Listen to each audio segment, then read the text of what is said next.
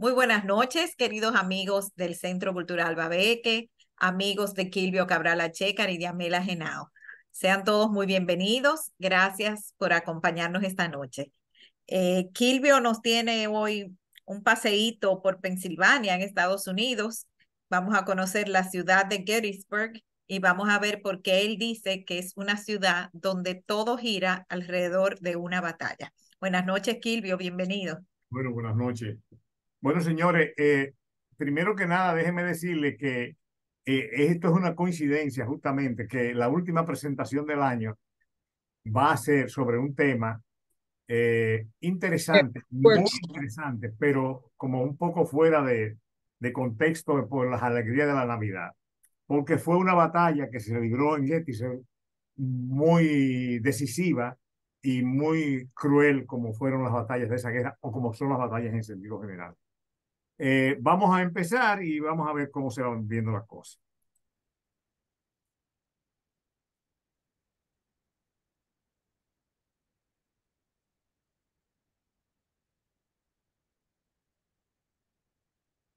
Bueno, el título que yo le puse fue Gettysburg, una ciudad donde todo gira alrededor de una batalla. ¿Qué vamos a ver? Bueno, vamos a ver fotos de la ciudad y luego vamos a ver fotos de los alrededores de la ciudad donde se celebraron las batallas. Ese es un recorrido de 38 kilómetros, 38 kilómetros, señores, eso es mucho, eh, que fue los lugares donde se dieron esos enfrentamientos bélicos durante esos 3 días. Bueno, aquí está la bandera de la Unión y la bandera de los confederados, de manera que la palabra unión, la palabra federal y la palabra confederados son palabritas que se van a repetir muchas veces en esta presentación. Esas fotos se tomaron en julio y yo le puse noviembre, que es la fecha de la presentación. Bueno, Gettysburg es una ciudad pequeña de Pensilvania que solamente tiene 8.000 habitantes, ¿no? Tiene bandera como en España, que en España, acuérdense que en España todos los pueblos que vimos de Asturias tenían su banderita. Y del 1 al 3 de julio de 1863, más de 165.000 soldados lucharon en ese pueblo que en esa época solamente tenía 2.400 para participar en la batalla más grande y prácticamente alguien dice que prácticamente decisiva de la Guerra Civil Americana, que fue una guerra que hubo en los Estados Unidos de abril del 61 a abril del 65, o sea, 5 años, 4 años. La batalla no puso fin a la guerra definitivamente. Esa batalla quedó como en el medio, pero definitivamente cambió el curso de la guerra. O sea, a partir de esa batalla ya todo el mundo sabía en qué pie estaba más o menos parado. Se recuerda porque ese sacrificio simbolizó la unión de los Estados Unidos. Por eso es tan importante. Y fue tan importante, que luego de la batalla, para, para inaugurar, o no sé, para abrir el cementerio, fue el presidente Lincoln personalmente y dio el famoso discurso de Gettysburg, con el cual sentó las bases para la unificación de los Estados Unidos. Previamente a Lincoln hubo un discurso oficial, que fue un discurso que duró 2 horas, por un orador norteamericano muy famoso y creo que dicen el más importante de los Estados Unidos en esa época, ¿no? Donde ese tipo, entre todas las cosas que dijo, fue que comparó esa batalla con batallas como, por ejemplo, la batalla de Maratón, o sea, con esas grandes batallas en la historia. Pero de todas maneras, Gettysburg es una cautivadora ciudad, muy linda, con muy buenos museos, con recorridos muy interesantes, con muchos detalles de los campos de batalla. Claro, la ciudad todo gira alrededor de eso, la vitrina, en el hotel, en los baños, tú vas a los baños y hay fotos relacionadas con la batalla, pero también es una ciudad linda, bonita, acogedora, que vamos a ver. recibe aproximadamente 3.5 millones de habitantes, de visitantes al año. Bueno, aquí está la ciudad, más o menos, ¿eh? La ciudad está aquí, ¿verdad? Aquí está la ciudad. Aquí está Baltimore, aquí está Washington, aquí está Filadelfia y aquí está Pittsburgh. Ahí más o menos se encuentra la ciudad de Gettysburg. Aquí hay una ciudad también que fue muy importante en esa época, que se llama Frederick. Y al final de la presentación vamos a ver por aquí un sitio que se llama Monocacy, que es un arroyito. Un arroyito, no, un arroyito bastante, pero que es afluente del Potomac, donde se celebró una batalla muy cortita, muy insignificante y muy tonta, pero que tuvo mucha importancia a lo largo de toda la guerra de secesión de los Estados Unidos. Y yo me encontré que era interesante yo comentarle un poquito sobre esa pequeña batallita. Bueno, seguimos. Miren la ciudad, esta es la ciudad con esas viviendas muy características, algunas con unos balconcitos así de colores. No sabía yo que habían Amis por ahí, pero digo, deben ser o familia, ¿no? Porque ese coche con ese caballo, ¿No? Y el sombrero del caballero que está y el adentro. sombrero, sí, el chaleco. Sí. Bueno, esta es una iglesia, esto es el centro de la ciudad, el centro del pueblo, el centro del pueblo. ¿Mm? Después vamos a hacer unos comentarios así un poco por arribita sobre el centro del pueblo. Miren las casas como son. Las casas que estuvieron en pie durante la guerra, pero mejor dicho, durante la batalla, vamos a decir específicamente, tienen una tarja. Vamos a ver cómo son. Bueno, tienen las banderas allí. Bueno, fíjense este era nosotros siempre comíamos por aquí, hay muy buenas comiditas. Y mira esa casa, todavía conservan los tiros, porque el primer día, no, vamos a ver cómo se desarrollaron esos 3 días de esa batalla. En el primer día se peleó justo en el pueblo, en el mismo pueblo de Gettysburg. Bueno, aquí se ven más calles, cómo son las casitas, ¿no? Miren esta, hay un detallito de la entrada, y fíjense aquí a la izquierda, hay un detallito de esa placa, para que ustedes vean, que, que dice que esa casa estaba en esa época, en julio del 63. Bueno, esto es ¿cómo lo digo? El título es ese mismo, ¿no? O sea, una ciudad donde todo gira alrededor de la guerra. O sea, en este sitio venden como souvenir esas balas, las balas Millet, que vamos a hablar un poquito sobre esas balas, que se usaron por primera vez en esa batalla. Eh, claro, esas balas y unos cañones, hay una cosa, quienes lo usaron fueron las fuerzas de la Unión, que estaban, ¿verdad?, más desarrolladas, o sea, tecnológicamente. Bueno, acuérdense que dimos 2 presentaciones relacionadas con esa guerra de secesión, ¿no? Y en esas presentaciones, pues se hablaba justamente de que el desarrollo tecnológico del norte se dejaba sentir con relación al sur, que era básicamente agrícola. Entonces, así también como tenía ferrocarril y toda la cosa, también desarrollaron balas como esta, ¿no? Miren la balita como es, que es una balita como cónica y hueca, y hueca, y hueca. Después vamos a comentar un poquito sobre la balita esa curiosa, ¿no? Fíjense lo que tienen aquí, una historia de la mujer en el ejército americano. Ahí están todas las mujeres vestidas de guardia, en las diferentes épocas. La historia de la Marina, y ahí están la gente desde que se usaban los barcos de vela hasta ahora. Bueno, y así, la historia de la Marina, de los Marines. Bueno, pero como lo digo, todo gira alrededor de eso. Bueno, ahí también fue una señora que vivió ahí, que fue una heroína, que murió durante la guerra, y ella nació en esa casa. Bueno, se sigue por ahí la historia, ¿no?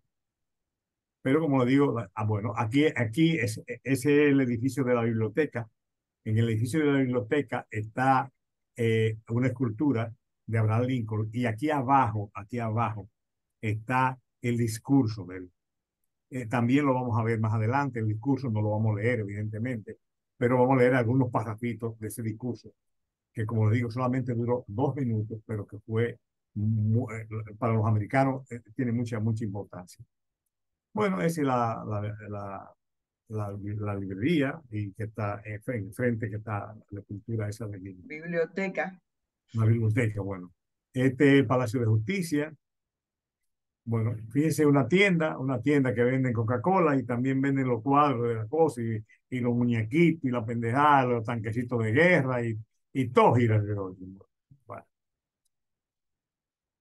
claro, como todos los países, como todos no, todas las ciudades de los Estados Unidos, del mundo, hay también un restaurante mexicano. El ferrocarril, que fue importante en esa época. Esta es una escena de cómo parece de cómo fue la cosa durante, cuando se peleó en el pueblo mismo. Bueno, aquí está el mismo restaurancito, ¿no? De ahorita. Aquí está Diamela pagando la cuenta del restaurancito. Y bueno, y aquí está Diamela con Giancarlo.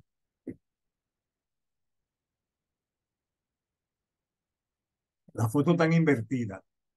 Después de comer, fue que ella fue a comer a pagar la cuenta. Bueno, pero también se alquilan carritos de eso para tú pasear por ahí, dar una vuelta. Una tienda de regalos, miren lo que tienen al frente, soldados, un homenaje a un cuerpo de músicos, bueno, música de una banda de esas, militares. Bueno, y no, como le digo, todo es gira alrededor de eso. Pero son casitas lindas, definitivamente, que a los fotógrafos nos encanta retratar esas casitas, ¿no? Con arreglos de flores bonitos, así, como hay en un hotel. Aquí hay un arreglo de flores y en el medio tienen un soldadito con su fusilito y su gorrito. Un hotel que se llama 1863 para variar, como le digo, todo gira alrededor de la misma cosa, ¿no? Bueno, esa es la plaza principal, como yo le dije, y en este hotel de aquí, el cosito donde está, aquí, en este hotel fue que se hospedó o durmió una noche ahí, el día que fue Abraham Lincoln, que dio el discurso. Aquí dice esto, que el Abraham Lincoln, qué sé yo, que el cementerio, cuando él fue inaugurado, los cementerios no se inauguran, no sé qué se le hacen a un cementerio, pero bueno, cuando él fue a eso, ¿no? Esto supuestamente fue una foto, ¿no? Donde como que se ve, pero no sé quién habrá tomado esa foto, porque es una foto en esa época, pero bueno. Bueno, y aquí está Abraham Lincoln con un tipo, miren a Abraham Lincoln largo y flaco. Este es un hotel que está en el centro también. Esto es parte de la plaza. Y bueno, y todo, miren cómo es la cosa, ¿no? Aquí venden refrescos y los refrescos tienen la bandera confederada, la bandera de los Estados Unidos, y todo como sigue la cosa ahí. Y nosotros tomamos este tour donde una señora y un señor fueron los guías. Ellos dijeron que eran gratuitos, o sea que ellos no cobraban, por eso lo hacían, bueno, porque les gusta la historia, les gusta ese asunto, ¿no? Y ahí fue que hicimos el recorrido eso de 38 kilómetros. Entonces, ahí fue que yo tomé la foto del campo de batalla y seguido vamos a ver entonces cómo fue la cosa. Bueno, ¿cuáles fueron los antecedentes más o menos de la batalla? Bueno, el 4 de marzo de 1861, 2 años antes, ¿verdad? Más o menos 2 años por ahí, Lincoln juró como presidente de los Estados Unidos. Eh, Lincoln, desde antes de ser presidente, comenzó a hablar de la cuestión esa, de la esclavitud, que eso hay que acabarlo, que etcétera, etcétera. Entonces, Lincoln no fue nunca bien visto en el sur, donde existía eh, un sistema agrícola de producción basado básicamente en los esclavos. porque esa sembradera de algodón, de esas cosas que sembraban ahí, ¿no? Bueno, era a base de clavo y así se mantenía. Entonces, todos los estados del sur, pues ya no estaban más o menos. Aquí hay un mapita donde están los estados que más o menos como que se revoltearon, ¿no? Texas, Arkansas, Mississippi, Alabama. Antes de que Lincoln tomara posesión del cargo, que fue el 9 de febrero, o sea que no fue después, no fue antes, ya 7 estados habían declarado la secesión de la Unión. 7. Pero aún así, antes, todavía antes, en el año 1960, 1860, ya Carolina del Sur fue el primer estado que se declaró abiertamente en favor de la esclavitud y con la intención de separarse de los Estados Unidos. El 12 de abril de 1861, por orden del presidente de los Estados Confederados, Jefferson Davis, ¿se acuerdan que ese tipo duró los 4 años siendo presidente? Se inició un cañoneo contra Fort Sumter en Carolina del Sur. Y eso es lo que históricamente se entiende como el inicio de la guerra civil. Bueno, desde que hicieron ese lío ahí, que atacaron ya formalmente, titintum, ¿verdad? Ya en julio, tropas de la Unión marcharon ya sobre las fuerzas confederadas y bueno, y como ellos estaban medio preparados, ya comenzaron, lo aguantaron un poco por ahí. En el 62 se estableció como el plan general de la guerra, y era un plan que se inventó un tipo ahí, que se llamaba Plan Anaconda, ¿no? Anaconda es la serpiente esa que está, a dónde que está para allá en el Amazonas, ¿no? Que era cercar todo el área, ¿verdad? Cercarlo todo. Aquí se ve el simbolito, la línea como una culebra, que es como una anaconda. Es decir, hacer como si fuera como una especie de bloqueo. Pero independientemente de eso, Lincoln aceptó evidentemente el plan en un bloqueo. Él ordenó atacar a Richmond, que era la capital de los Estados Confederados. Porque él como todas las guerras, que su intención era, señores, vamos a acabar esta vaina y vamos a salir de esto rápido, ¿no? Les recuerdo que la primera capital fue en Montgomery, en Alabama. Esa fue la primera capital de los confederados. Pero después, cuando eh, se negoció con Virginia, a ver si ellos entraban en la guerra, entonces aceptaron y se trasladó la capital a Richmond. Y eso fue en mayo de 1861. Es decir, que prácticamente durante todo el tiempo de la guerra, Richmond fue la capital. Una ciudad que está a 160 kilómetros de Washington. Es decir, que con los años, los científicos de guerra, los que se investigan, entendieron que no tuvo bien. Pues esa decisión no tuvo bien. Pero bueno, se tomó en ese momento, ¿no? Del 7 de abril al 62 ya comenzaron las batallas duras, como la batalla de Shiloh, que se celebró en Tennessee. Y esa batalla produjo una cantidad de bajas tremenda, ¿no? Por un lado 13.000 y por otro lado 10.000 bajas. O sea, ya comenzó la guerra y la guerra se comenzó a poner muy, muy, muy violenta. Déjame poner esta cosita más para arriba.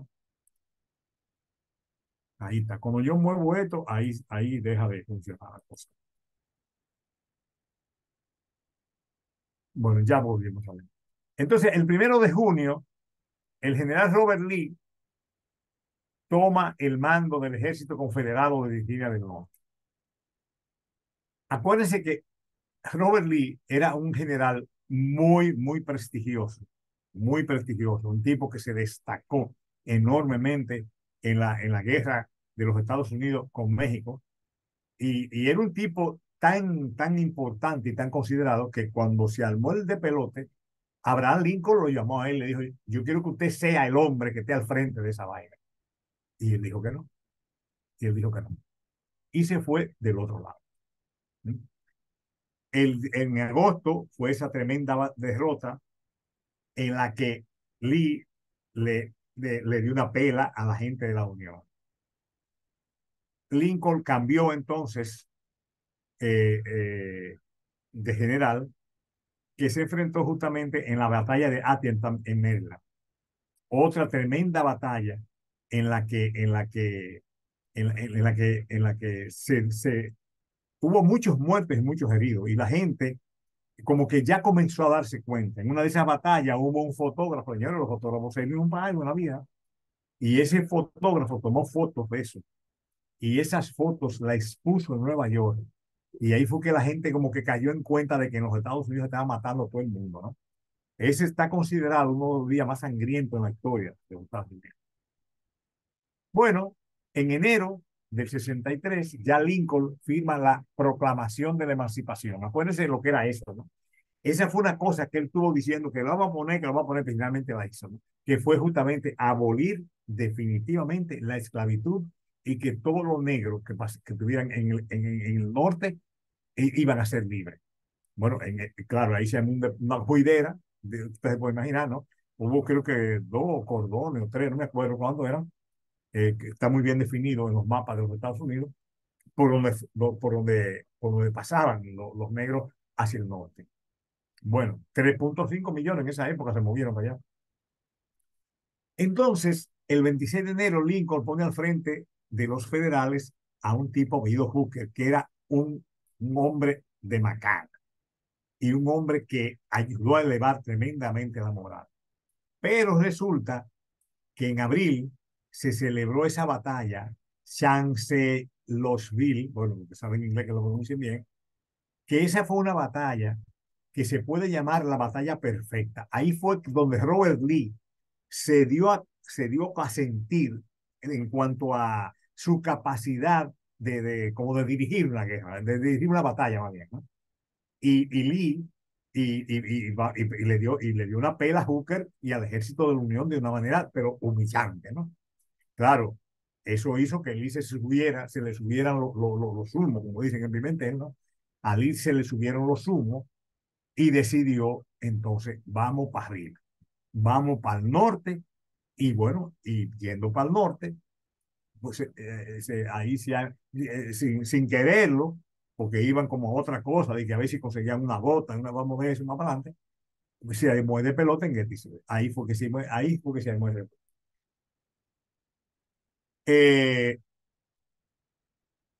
Esa fue la tristemente célebre batalla de Gettysburg, que se celebraría el primer, que es la que vamos a ver ahora, ¿no?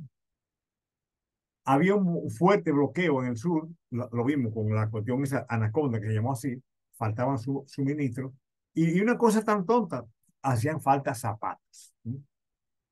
El plan era de Lee, era trasladar la guerra de los estados de Maryland y de Pensilvania y llevarla para arriba, de manera, trasladar la guerra hacia allá, de manera de dejar a Virginia y a Richmond un poco tranquilos, porque acuérdense que Lincoln insistió en que había que atacar a Richmond de manera de ver si se acababa rápido.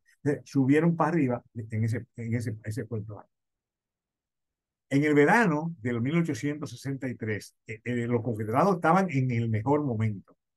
Había un tipo apellido Stuart, que ese tipo tenía una caballería de 10.000 hombres, que eran unos soldados excelentes y unos jinetes de todo el carajo, ¿no? Y esa gente hicieron tres desfiles y toda la cosa. Y bueno, tenían los humos bien alto, bien alto. De ahí surgió esa frasecita, este era el famoso tipo, ¿no? El Jim Stewart, ese, que era el comandante en jefe de la caballería confederada, que salió la cosa que dice, el orgullo llega antes de la caída. O uno lo puede decir la frasita como al revés, ¿no? La caída viene después de usted hacer un alarde, o sea, un orgullo. Se había celebrado una batalla justamente de caballería, ¿no? En que se fueron, imagínense usted, 20.000 hombres a caballo remolinados, dándose un desorden del carajo, en que la gente de la Unión fueron repelidos. Pero ahí mismo también se descubrió, entre comillas, que los federales tenían también una caballería que no se podía ignorar. O sea, descubrieron eso, aunque le ganaron, hicieron todo, ganaron de calle, pero descubrieron eso justamente, que los yanquis de allá, los rubitos de Nueva York y esa gente, pues sabían montar caballos también, no eran ellos, ¿no?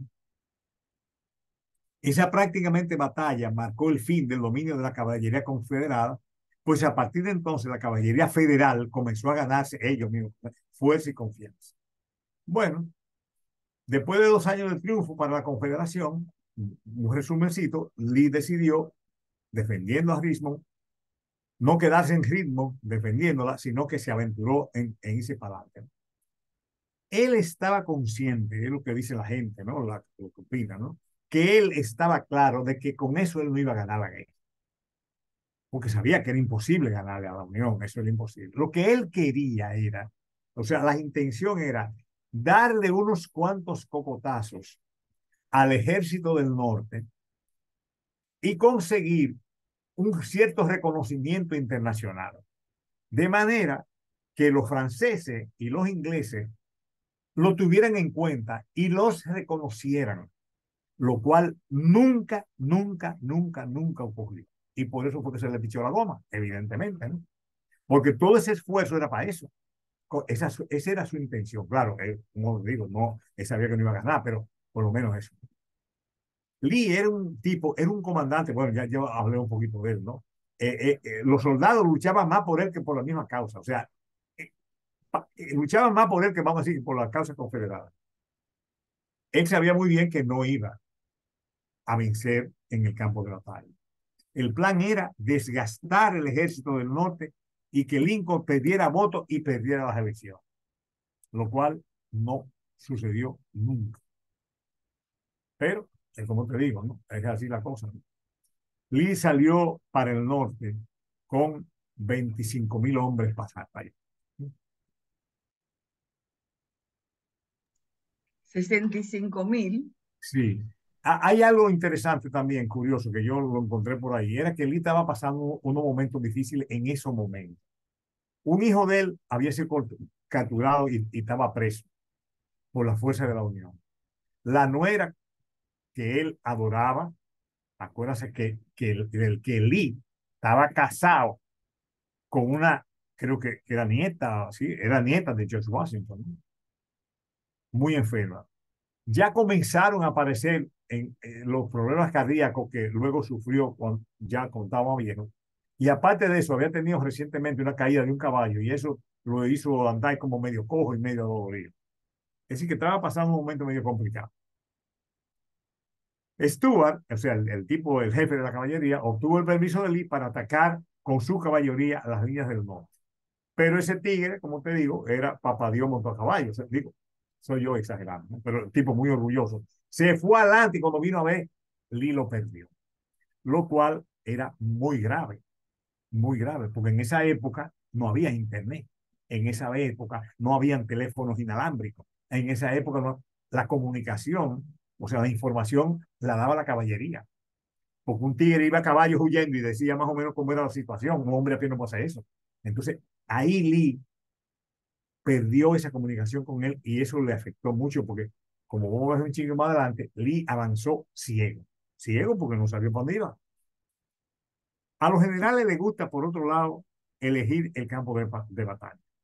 O sea, cuando ellos eligen su campo de batalla, ellos organizan mejor su vaina, deciden cómo la cosa, yo voy por allí, voy por acá, pero Lee no lo conocía.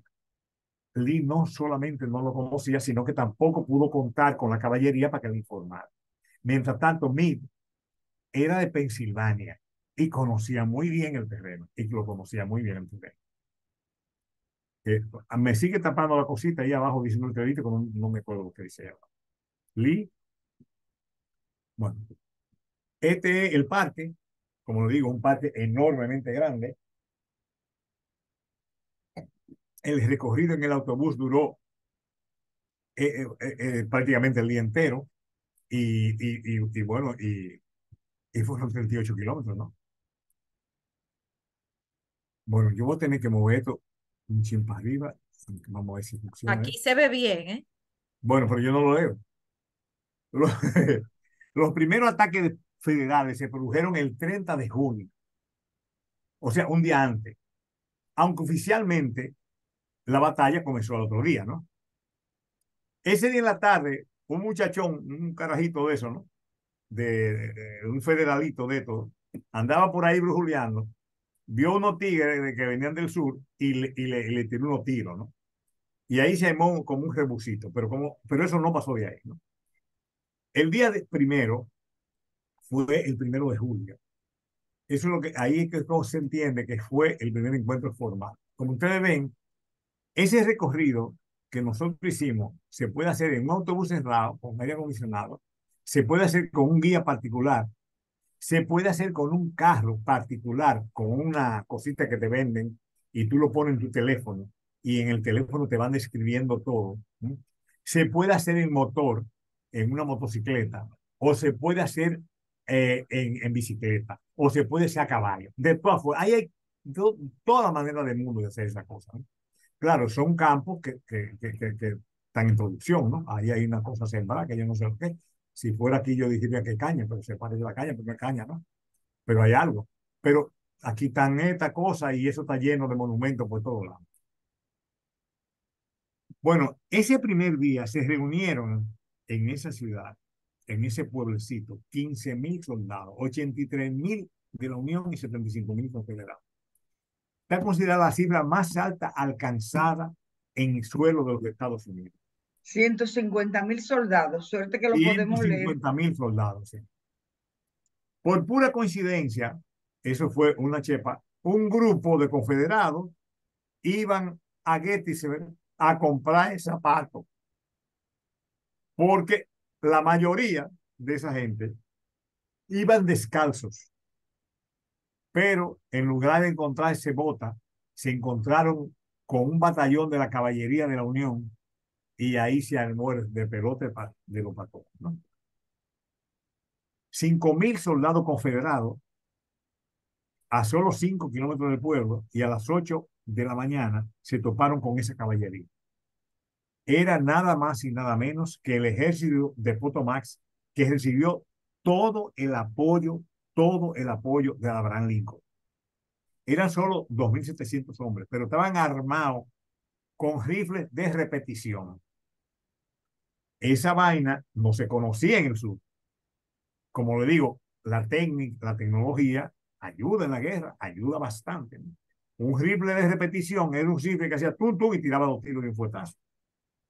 Y eso le da una gran ventaja. Lee no sabía nada de eso, pero al mismo tiempo tampoco conocía bien el terreno. O sea que la cosa comenzó a cojear desde ese primer día. Bueno, aquí están tirando unos tiros, yo no sé lo que. Lee llegó ese día a las 3 de la tarde. Los confederados eran muy superiores, de manera que hicieron retroceder a la gente de la Unión, porque eran mucho más. No me puedo con todo eso, pero lo de la Unión era como 2.700, ¿no? Y la caballería fue que lo frenó un poco. Pero ese primer día, ellos llegaron al pueblo y ahí se armó el de pelote en el mismo pueblo, en el mismo pueblo. Ahí se luchó casa por casa, casa por casa, y finalmente los soldados del norte tuvieron que salir huyendo de Garitao.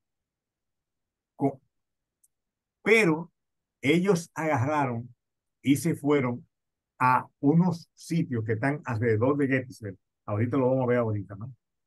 Que está el cementerio y están como unos boquecitos que hay ahí, ¿no?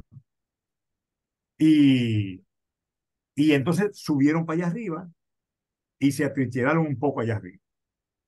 El día entero fue de encuentros. A las 4 de la tarde finalmente llegó el general Meade, que era el tipo que Lee, acuérdense que a Hooker Lee lo detitanó y puso a Meade como jefe del ejército del Potomac. Llegó el tipo y ya la cosa cambió el panorama. Los federales sufrieron una derrota y a las 4:30 de la tarde, como dije ahorita, se retiraron. Al final de la noche, ya la bandera confederada estaba en el pueblo. Pero Gettysburg era un solo hospital. Eso era muerto y herido por todos los sitios y por donde quiera que estaba eso. Bueno, aquí hay una vista más o menos del pueblo que yo bajé de Google Earth. Aquí está el pueblo y estos alrededores son unas colinitas. Por aquí debe estar el cementerio, no sé dónde está, pero bueno, en un sitio por aquí que está. Que todo eso está aproximadamente como a 30 metros Y tú vas a decir, bueno, pero eso no es el Pico Duarte. No, no es el Pico Duarte, pero son 30 metros. 30 metros por encima del pueblo y por encima de todo esto que está aquí, todos estos vallecitos que están aquí, ¿no? Los federales se retiraron para allá arriba. Y eso les resultó una gran ventaja. Esa misma noche cavaron trincheras, prepararon parapetos con la cosa esa de, ¿cómo se llama? La cosa que le ponen a los muertos, con las lápidas. ¿Sí? Y Lee ordenó que ocuparan, que vamos para arriba, pero ya la gente estaba cansada de baratar y lo único que habían era heridos y muertos y no aguantaron más. ¿Sí? La gente de la Unión fueron al cementerio, improvisaron una defensa con las tumbas y los monumentos, y además, como yo dije ahorita, tenían 30 metros sobre el nivel del valle, lo cual es una gran cosa. El ejército de Potomac se atrincheró entonces en el pueblo cuando los federales. Durante la noche llegaron refuerzos de ambos bandos. Aquí están los detalles de la famosa balita esa. Miren la balita cómo. Es una bala para fusil que fue muy usada en la Guerra Civil Americana. Las heridas producidas por esa bala eran diferentes a las balas, a las heridas producidas por las esféricas, ya que su forma cónica le permitía tener una mayor velocidad. Pero, aparte de eso, esa balita, cuando entraban, no se desviaban, sino que seguían derecho. Y si te daban un hueso, lo desbarataban. Y si llegaba a un vaso sanguíneo, ya el tipo no iba para ningún sitio. Es decir, que son detalles de la tecnología de la guerra que hacen que un ejército coja un poquito más ventaja que otro. Había una cosa que era algo que realmente le generaba angustia a los soldados, ¿no? Y era el morir sin identificación. Muchos soldados se pasaban la noche entera cosiendo el nombre de sus uniformes. Acuérdense que en esa época no habían placas de identificación. De todas las cosas que yo he visto y todos los videos y todos los informes y toda la pendejada, películas, de todo. Hay un detallito de una película de un tipo que era de la Unión Federal, que murió, prácticamente murió desangrado, prácticamente murió en unos tiros, una cosa, el tipo salió por ahí, se metió y no tuvo fuerza, banda. Y el tipo, bueno, ya listo, sí, lo único que tenía en los bolsillos era una foto de sus tres hijitos. Y el tipo murió así. Eh, Eso fue una película que yo lo vi, supongo que sí que pasó, ¿no? El asunto fue que a los 2 días, a los 12, uno fue, un niño que andaba por ahí jugando se encuentra con el hombre, ¡ay! Un muerto. Y cuando encuentra el muerto, se encuentra con el muerto que tiene esa foto en sus manos. Esa foto circuló, en esa época no había internet, pero bueno, pero se regó la foto esa, yo no sé cómo, prácticamente por todos los Estados Unidos, ¿no? Y una mujer en Chicago dijo, pero esas son mis hijas, ese es mi marido. O sea, ese tipo de cosas ocurrían, ese tipo de cosas. Entonces la gente se desesperaba con esa vaina, ¿no? Bueno, ya el día 2, Lee se levantó temprano para decir, bueno, señores, ¿qué es lo que vamos a resolver con esto? Vamos a ver y vamos a planificar la vaina bien, ¿no? La Unión tenía ocupada todas las colinas que rodeaban la ciudad. Tenían una posición defensiva prácticamente perfecta y que formaban una especie de un anzuelo. Yo le voy a explicar ahorita en un mapita cómo era el asunto del anzuelo, ¿no? Porque eso tiene que ver un poco con la geografía, con la altimetría, con la cosa de allá del pueblo, de la lomita y la cosita. ¿No? Bueno, aquí se ve. Arriba del pueblo de Gettysburg, aquí tiene el ferrocarril, aquí tiene Gettysburg, y aquí es que estaban todas las lomitas esas. Aquí tiene el cementerio. Esta gente, los azules, son los federales, los de la Unión, ¿verdad? En general mismo, tenían esa forma así, ¿no? De este lado estaban los confederados. Es decir, que esta gente estaba aquí arriba. Y de este lado lo sacaban también, pero estaban arriba. Y 30 metros, 30 metros. Los confederados atacaban en un terreno poco favorable y la Unión tenía muchos soldados y estaban muy atrincherados. Habían confederados suficientes para vencer, habían gente suficiente para vencer el ejército, pero pero la cosa no se estaba planificando bien por muchísimas razones. Una de ellas era eso, justamente, o sea, que Lee no tenía la información que necesitaba un general en ese momento para planificar su vaina bien, ¿no? El plan de Lee, inclusive, estaba basado en informaciones un poco erróneas, pero además no estaba Stuart en el campo de batalla, porque la caballería era muy importante, porque la caballería era la que daba la información para que Lee pudiera tomar esas decisiones, ¿no? A las 9 de la mañana habían soldados en una línea a 5 kilómetros del cementerio. Ustedes vieron dónde estaba el cementerio, un poquito a la derecha. La Unión tenía una defensa en forma de un anzuelo con un arco que estaba en el norte. ¿Se acuerdan cómo era así? Como club, algo así. El asunto del caso es que atacaron las colinas, todo el mundo sabía que estaba en juego la victoria. Los federales, porque fueron a eso, y digo, los confederados, y los federales, porque sabían que si pedían, Lee era para adelante que iba a seguir. Prepararon un cerco, 14.000 soldados atacaron de sorpresa, la caballería confederada estaba lejos, como que, tú te das cuenta, como que no planificaban su vaina bien, no conocían el terreno de la Unión, Lee estaba ciego, no estaba viendo bien su vaina. Los federales sabían muy bien que si Lee ganaba, al otro día iba para Washington. Es decir, que no podían darse el lujo de perder. Meade usó señales de bandera. Ustedes vieron que estaban en la colina, estaban uno lejos de otro, y usaban banderitas como para. Tenían 11.000 hombres defendiendo ese anzuelo. A las 4 de la tarde ya la Unión sabía lo que venía. Recibieron 10 ataques uno atrás de otro. Los confederados avanzaban por el valle. 21.000 hombres iban como locos. El asalto era total. Iban a ganar la guerra como diera lugar. Solamente el régimen de Minnesota perdió el 80% de su gente. A las 7 de la noche todavía se estaban dando cajetazos de gente. Un general rebelde, o sea, del confederado, lo hirieron en una pierna y el tipo siguió luchando hasta que finalmente lo mataron arriba de caballo y lo mataron. Así fue. Así era la cosa, ¿no?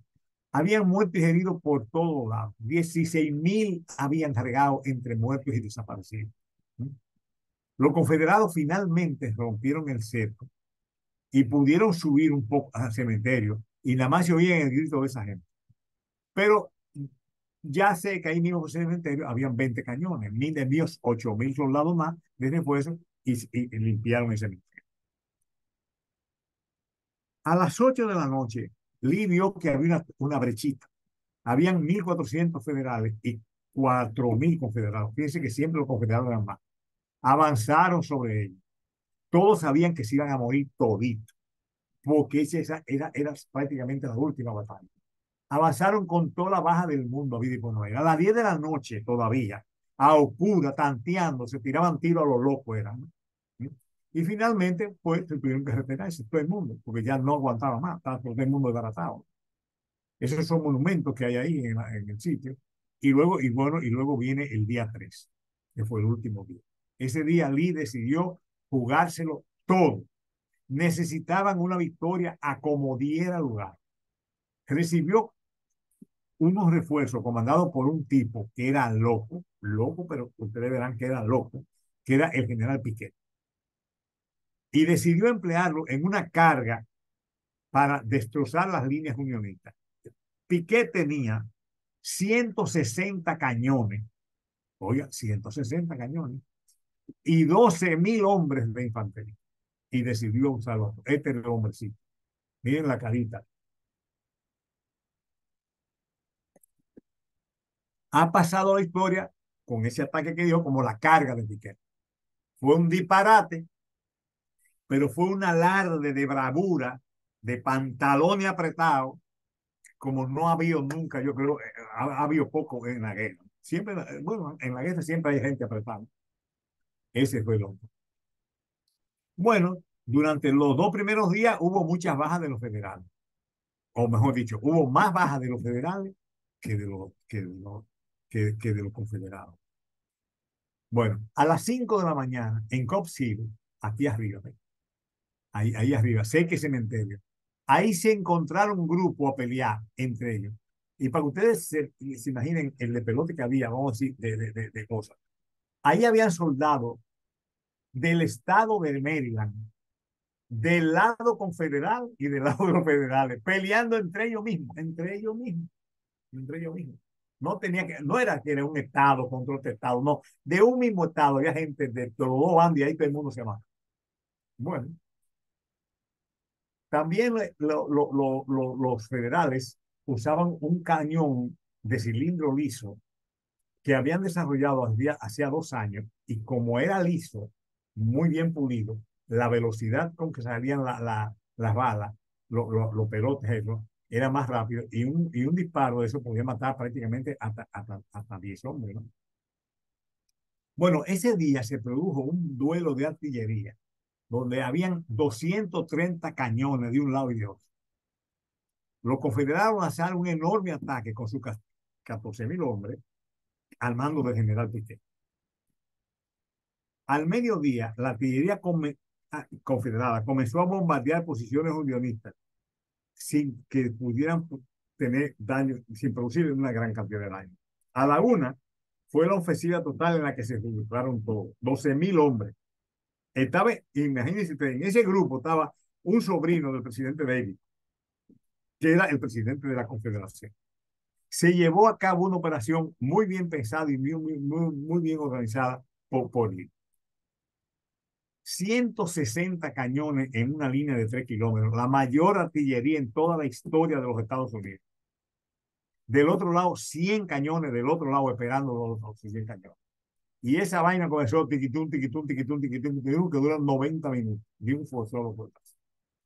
Este fue uno de los momentos. A las 3 de la tarde, el general Meade, como era tanto el humo que había, decidió como paren los cañones un ratico para que el humo se disipe y para yo ver, porque no se veía nada en nada.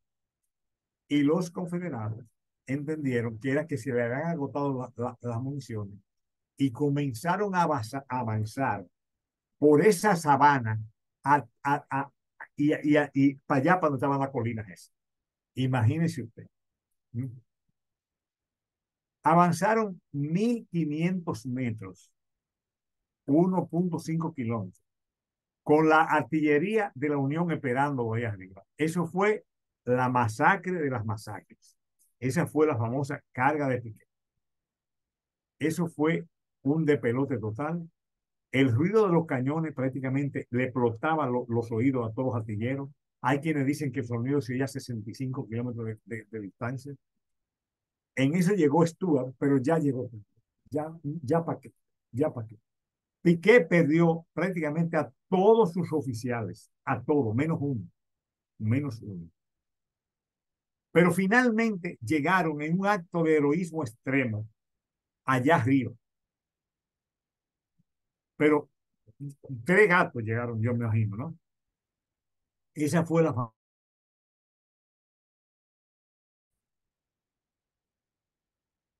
la Unión disponía también de unos cañones que usaban no una bola, sino que usaban como una especie de cartucho. Era como decir una escopeta. Y cuando esa vaina salía, podía perfectamente matar de un solo fuetazo 20 hombres de un solo tiro. Como le digo, son técnicas que eso ayudaban un poco, ¿no? Finalmente llegaron y a las 3 de la tarde saltaron el muro y se desató un combate, señores, cuerpo a cuerpo, con bayoneta y con cuchillo. A las 3:35, los confederados se retiraron y recorrieron el mismo camino para atacar.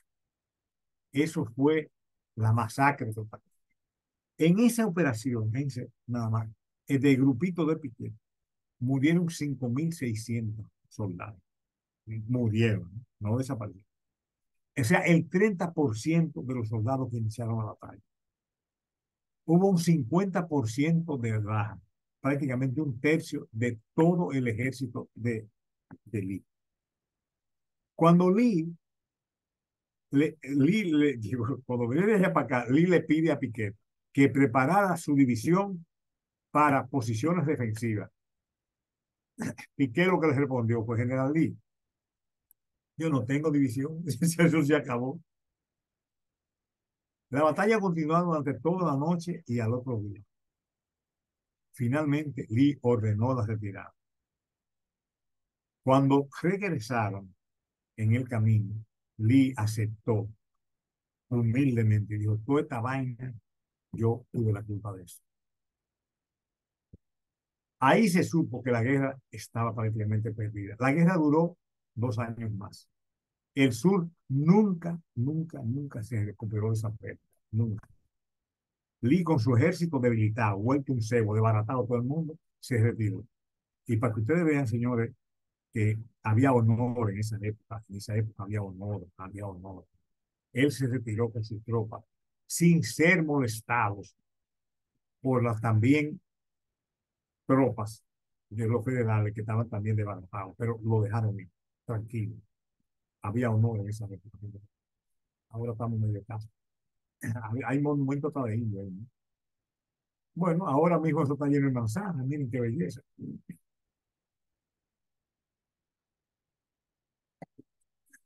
Bueno, un monumento muy bello que hay ahí del estado de Pensilvania, donde hay una escultura de Abraham Lincoln, otra del gobernador, fotos diciendo cómo se construía el monumento. Esa batalla fue la más sangrienta de las guerras, con casi 8.000 muertos y 30.000 heridos. Acabó con la derrota de Lee y se consideró el punto de inflexión de la guerra de secesión americana. Esto lo puse yo. De esa batalla, señores, hay mucho escrito en internet, en YouTube. Hay películas, hay vainas, documentales, toda cosa del mundo vivo por haber. El 19 de noviembre, Abraham Lincoln pronunció un discurso en Gettysburg en memoria de dedicación del cementerio. Eh, las bajas fueron muy altas de ambos, que se vieron, oh, bueno, no lo dice. La batalla cambió el curso de la guerra, lo mismo que le dije. Ah, bueno, aquí está el discurso, ¿no? El famoso discurso de Lincoln, eso fue todo lo que él dijo, ¿no? Que terminó diciendo, y que el pueblo, el gobierno del pueblo, por el pueblo y para el pueblo, no desaparecerá de la faz de la tierra. O sea, ahí prácticamente Lincoln se proyectó, vamos a decir así, como un líder, vamos a decir, a nivel universal, ¿no? Ahí le habla de la faz de la tierra. Pero señor, ya toda esa vaina se olvidó, entonces ahora venden cerveza ya, en toda clase. Miren esta cerveza que se llama Lenin Late, ¿eh? Lenin Late, aquí hay una con Stalin, aquí hay uno con el gordito de allá, pero del norte, aquí hay una con Fidel Castro, aquí hay uno con Gaddafi, aquí hay uno con el terrorista este de la Torre de Mer. Ya la cosa hay que cogerla con calma, ¿no? Bueno, esto es simplemente, yo lo presenté en la otra presentación, ¿no? El monumento que había en Richmond del general Lee, un monumento tremendo, ¿no? Una escultura ecuestre eh, que, que se hizo en Francia, hizo unos 130 años ahí en un sitio, en una avenida que se llama a la Avenida de la Unión. Eh, bueno, eh, pero con la cosa esta del muchacho este que mataron, que decía, me está ahogando, me está ahogando. La gente se revolteó y comenzaron a caer arriba de eso, ¿no? Y bueno, y eso finalmente lo derrumbaron, daron una estatua, le cayeron una piedra del mundo, eso lo dejaron todo el botón. Y bueno, ahí está como se está desmontando la cosa. Y miren lo que queda ahora. Eso es lo que hay ahora. Están trabajando ahora mismo justamente en una rotonda que la van a llenar de flores, la van a poner bonita. Ahí estaba lo que fue Robert Lee. La otra batalla que yo quería comentar, esta es una batalla cortica, que fue un ratito nada más, pero que fue curiosa, fue la batalla de Monocacy. Monocacy es un afluente del río Potomac, que está un poquito más al sur de Frederick. Es decir, bastante no, pero vamos a decir más cerca de Washington. Eso fue el 9 de julio de 1864. Y está conocida esa batalla como la batalla que salvó la capital. Miren, Frederick es esto que está aquí, este es el pueblo de Frederick. La batalla fue aquí y aquí está Washington. Está pegado la vaina esa. Es decir, que de Monocacy a Washington, que es más o menos casi, un chinchín más, pero casi, lo mismo que de Baltimore a Washington. Bueno, el 9 de julio, digo, de mayo a junio, Ulises Grant, acuérdense que Ulises Grant era el general en jefe del ejército de la Unión, bueno, el super gran general, ¿no? Él planeó un movimiento coordinado de tropas contra los confederados de Virginia, ¿no? Durante esa campaña hubo un general que se destacó tremendamente, llamado Jubal Early, ¿no? Y el plan era despejar las rutas porque el plan era ir hacia Washington. Eso permitió, hubo una batalla, esa batalla de Monocacy permitió como que las fuerzas de los confederados, de Early, se retrasaran un poco, ¿no? Y ese retraso, este es el general Early, un tipo que fue un gran militar. En un principio se opuso a la secesión, pero finalmente apoyó el ejército de Virginia, de donde era, ¿no? De donde era, y fue ascendido a general de división. Y participó también en la batalla de Gettysburg, ¿no? Él tenía la costumbre de pedir rescate a los pueblos que pasaban.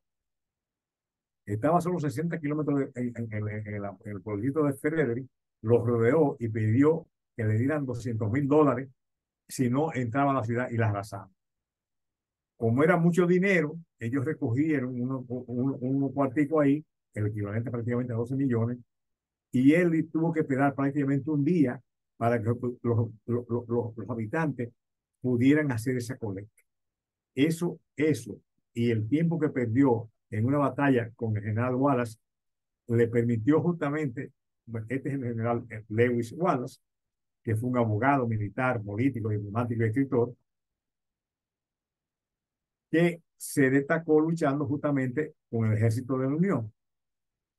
Pero después, en el futuro, cuando la gente ya se le olvidó de eso, de la guerra, el tipo adquirió fama porque el tipo fue el que escribió la novela Ben-Hur. Esa fue una novela que todos nosotros leímos cuando éramos muchachos. Todo el mundo leyó Ben-Hur. Y se llegó a hacer una película, una superproducción, yo me acuerdo, que se llamaba Ben-Hur, que el actor era Charlton Heston, que ganó todos los premios a vida y por haber de la Academia de Hollywood, ¿no? Una producción tremenda, ¿no? Ahí dice que ganó pues, yo cuántos premios, no sé. Bueno, pero el asunto del caso es cómo fue el asunto de la batalla, ¿no? El día de la batalla, los objetivos de Wallace era simplemente asegurar el camino a Washington, o sea, asegurarlo para impedir justamente que los confederados fueran para allá, ¿no? Y ellos se enfrentaron, había llevado 6.300 hombres junto a Río Monocacy, un punto obligado para el general Early. A pesar de ser superado el número, las fuerzas de Early mantuvieron a raya a los confederados, perdió esa batalla, la perdió. Pero el tiempo que perdió Early peleando en esa batalla con Wallace, le ganó y tuvo que irse, ¿no? Fue suficiente para que soldados de, de, de, de la Unión fueran a Washington y reforzaran la defensa. Por eso a Wallace se le considera, y a sus hombres, como los salvadores de Washington, ¿no?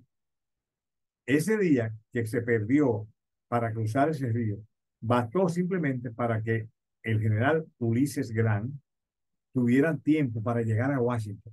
Y cuando él llegó a Washington, simplemente no se encontró a Washington, vamos a decir, desprotegido, sino que estaba el general Ulises Grant ahí, se intercambiaron uno disparito y luego se tuvo que ir y no volver.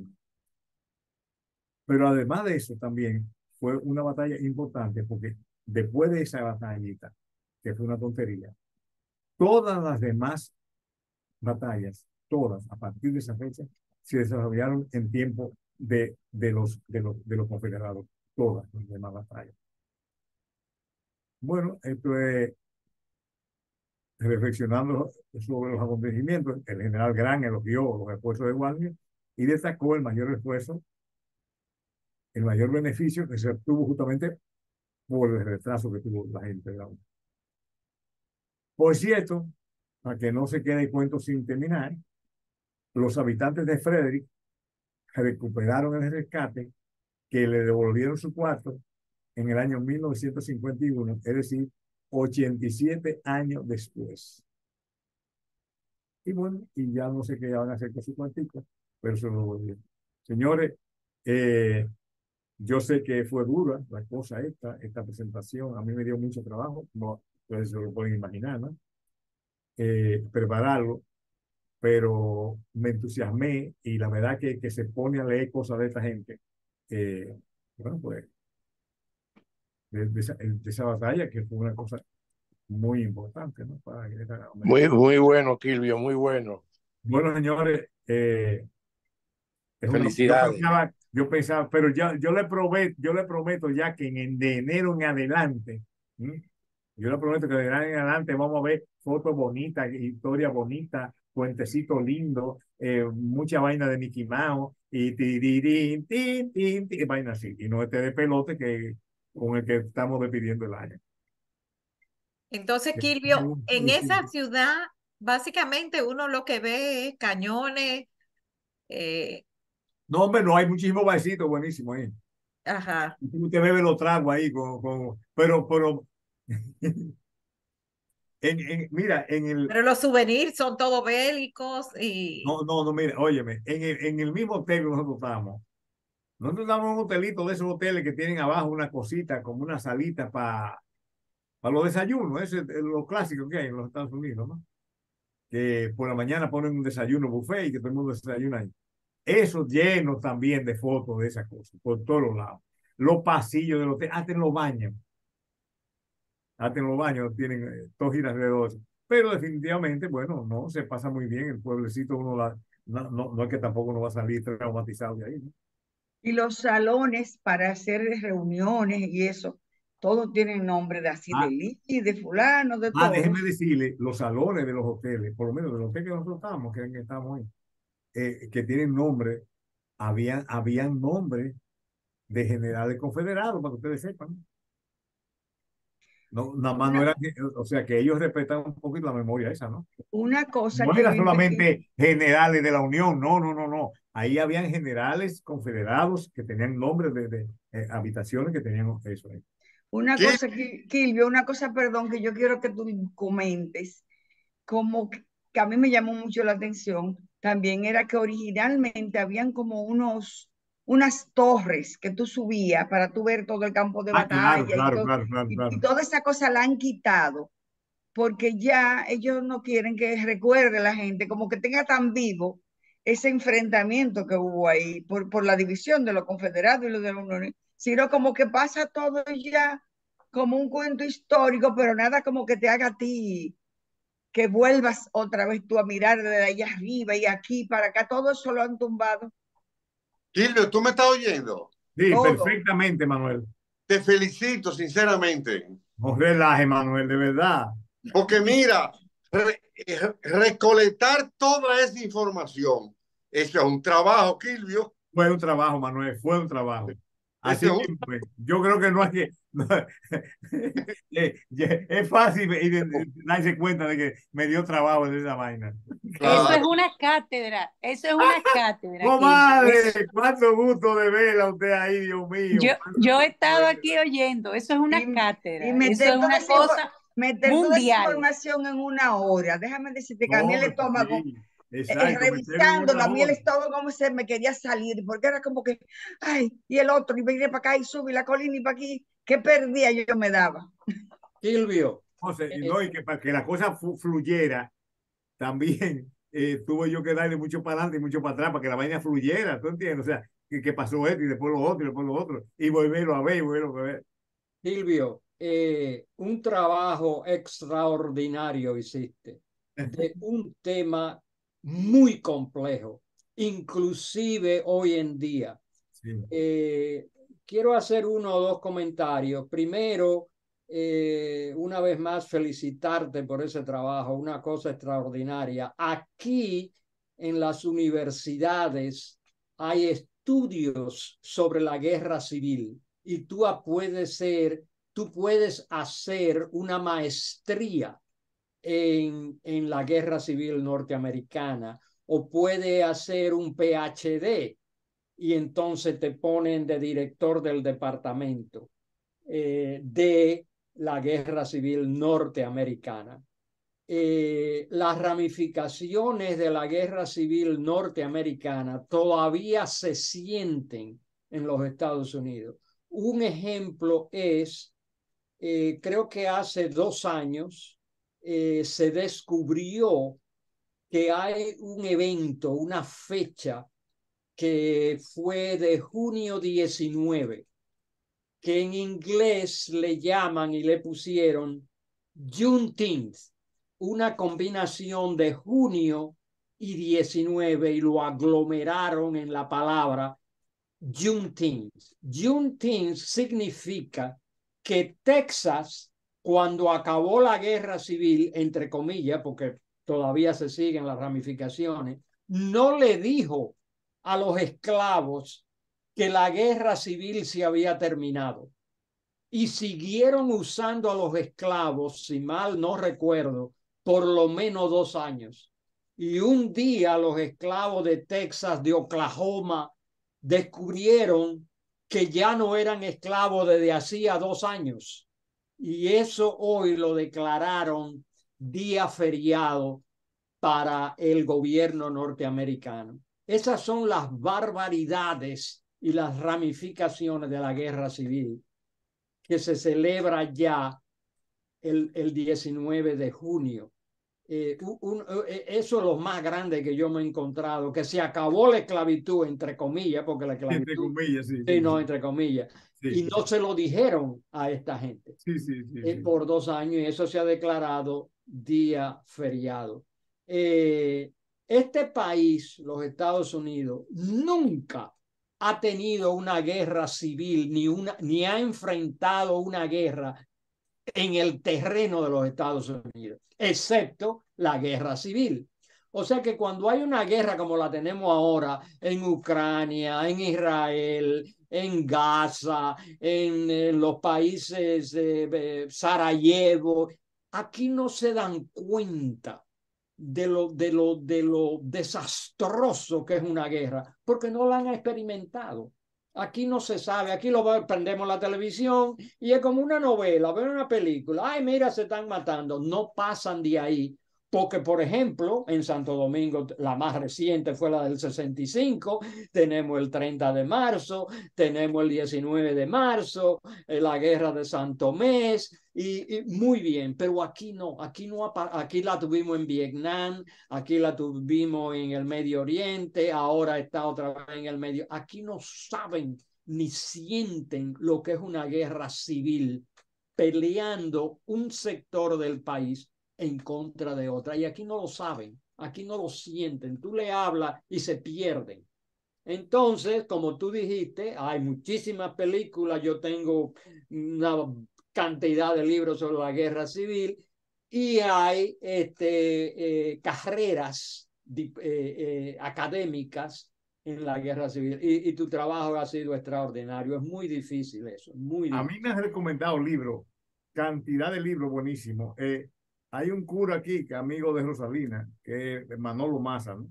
Que sabe mucho de historia y me recomendó como 3 libros que me dijo que eran 3 libros, pero yo no tuve tiempo de ponerme con esa cosa, ¿no?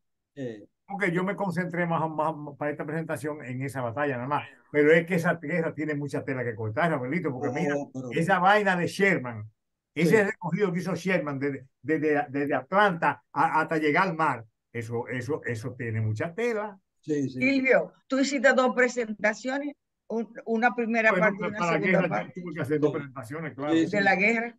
Sí, así mismo.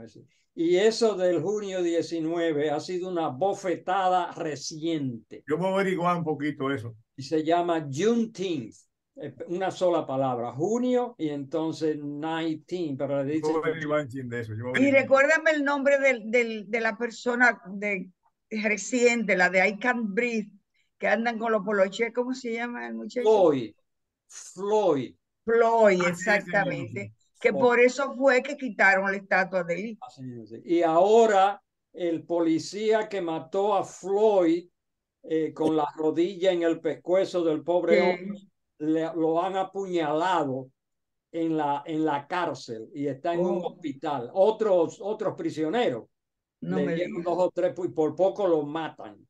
Y entonces Bueno, ahora mismo, en esta noche, el hombre está en el hospital. Ay, Dios imagínate mío. tú. O sea que hasta que lo van a matar en la cárcel, naturalmente. Lo mismo de Oswald. Lo mismo de qué. De Oswald, de Kennedy. Ah, sí, De la sí, misma vaina. lo mismo. La misma vaina, la misma vaina. Lo Muy que sí buen que hay trabajo. mucha gente que va a hacer turismo de ese, de a ver el sitio, el campo de batalla. Incluso son nietos que llevan a abuelos, que su Así mismo. papá, qué sé yo cuánto, y Correcto. van y ven dónde a lo mejor murió. O sea, sí recuerdan. Lo que yo he querido quitarle es mucho de eso, como de que no se vayan la gente otra vez Sí. más furioso de lo que Sin embargo, llegaron. Pasar mira, suave eso, como tú dices, que no se sepa tanto. pero mira, Genao, sin embargo, con mucha pasión que narraba eso la guía y el guía. Sí, Esa gente narraban ese tour no era, aquí hay una vaina, aquí hay una pena. No, no, esa gente narraba esa vaina con mucha pasión y decían la cosa así con énfasis, o sea que... Y de aunque todos esos estados sureños que eran confederados en contra de la Unión, Texas es el número 1. Inclusive, hace menos de un año, Texas publicó o sometió al Congreso de los Estados Unidos separarse de los Estados Unidos para hacer la República de Texas y que no tienen nada, no quieren tener nada que ver con el gobierno federal de ahora. Pero eso no progresó y Texas sigue siendo un estado anarquista, le voy yo a llamar. que la semillita de la secesión está ahí, Está ahí. está ahí, está ahí, todavía está. Texas fue el estado original del 19 de junio, del Juneteenth. No se lo dijeron a los esclavos. Ustedes ya Lincoln lo declaró independiente. Ustedes son libres.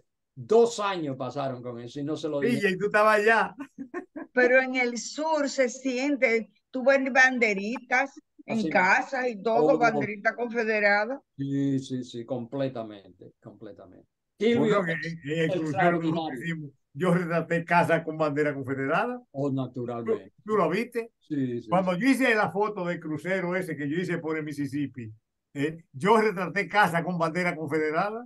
Completamente, sí, completamente. Y también muchas plaquitas, como recordando las plaquitas, pero a favor de lo confederado. Y a los mítines de Trump van gente sosteniendo la banderita Sí. confederada. Confederada. Eso yo lo he visto. Yo he visto en el sur camionetas con su bandera confederada Y un rifle izada atrás. en la misma camioneta, en el pickup truck. Sí, Sí. así mismo. Pero Muy también bueno. en algunos pueblos en algunos estados del sur gustan, es costumbre eso de recrear las batallas y se visten. Y eh, había algo que no sé. y hay gente que es asidua a eso y tienen su Completamente. uniforme de su bando y recrean las batallas y se matan y se caen Sí, en el piso, así, o sea, toda una actuación, recrean las batallas. así mismo. Bueno, en Gettysburg hay eso. Hay Sí. tour así. Hay unos días que hacen una escenificación de la batalla y la gente sale disfrazado, esa cosa. Sí, sí, sí. Muy buen trabajo, Kilvio. Muy Bueno, buen. señores, pues nada, yo espero que pasen una feliz Navidad. Gracias. Nos veremos algunos en otras cosas aquí en Santo Domingo. Con algunos hablaremos por teléfono en el camino. Yo supongo que yo tengo que contarte a ti cómo me va a ir a mí en la misa de Manolito. Sí, sí, sí, déjame saber. Déjame saber. Miren, antes de cerrar, déjenme compartirles una actividad que tenemos el próximo lunes que pienso que puede ser interesante. Permítanme hacer esto.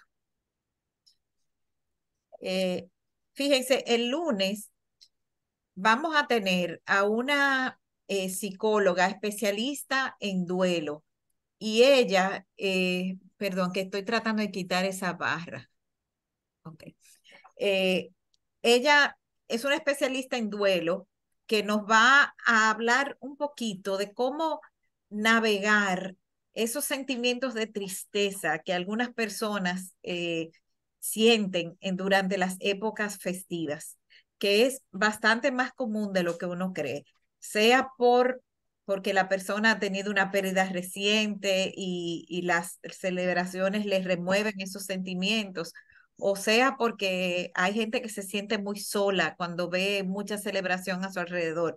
Entonces, ella va a trabajar eso y pienso que si ustedes conocen a alguien que pueda beneficiarse de esta charla, no vacilen en invitarlo. Es el lunes por Zoom a las 7:30 de la noche.